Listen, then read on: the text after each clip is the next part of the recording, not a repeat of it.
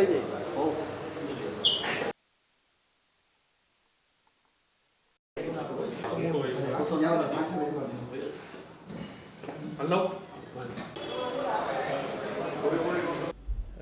Jamnagar city B division police સ્ટેશનમાં એક મોટી ચોરીનો બનાવ બન્યો છે અને જે ફરિયાદી સિરીઝ જે છે એ રમેશભાઈ ભગવાનજીભાઈ કુંડલિયા અને આનો જે મેન બિઝનેસ છે એ શિવમ પેટ્રોલ પંપ છે અને પેટ્રોલ પંપને કારણે એ પોતાના ઘરે જે પેટ્રોલ પંપ ઉપર જે નગદીના જે પૈસા આવે છે એ પોતાના ઘરે લઈને આવે તો જે અને ઘરે 11 લાખ રૂપિયાની ચોરીનો એક બનાવ બન્યો છે.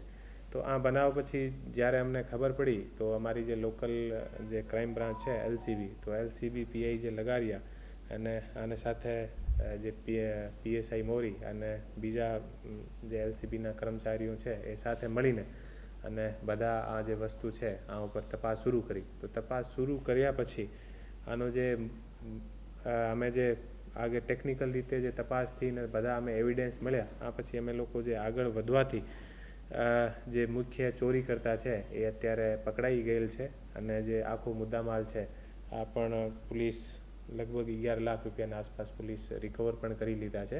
અને આનો જે મુખ્ય આરોપી છે એ લખમણભાઈ માડણભાઈ અસવાર, આની ઉંમર લગભગ 36 વર્ષના આસપાસ છે અને એ જામ ખંભાળિયાના નિવાસી છે.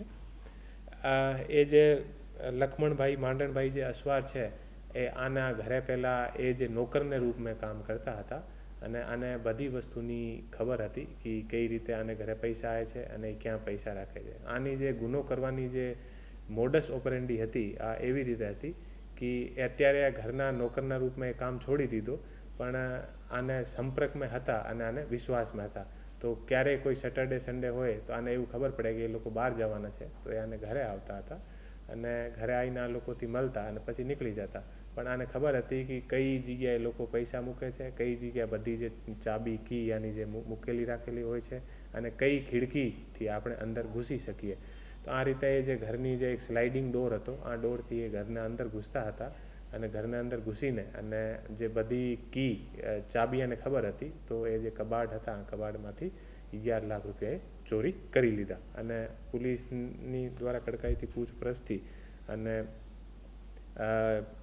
વૈજ્ઞાનિક રીતે ઇન્વેસ્ટિગેશનથી અમને લગભગ 11 લાખ રૂપિયાની રિકવરી પણ થઈ ગઈ છે. અને એ જે ચોર છે આના ઉપર જૂના પણ 2 ચોરીના ગુના દાખલ થયેલા છે. એ બંને જે ગુના છે એ જામનગર સિટી સી ડિવિઝનના ગુના છે. આ એ પણ ચોરીના ગુના છે. જો આઈપીસીના આ સમયના 454-380ના 2 ગુના છે અને એ જૂના ચોરી કરવાની ટેવ ધરાવે છે.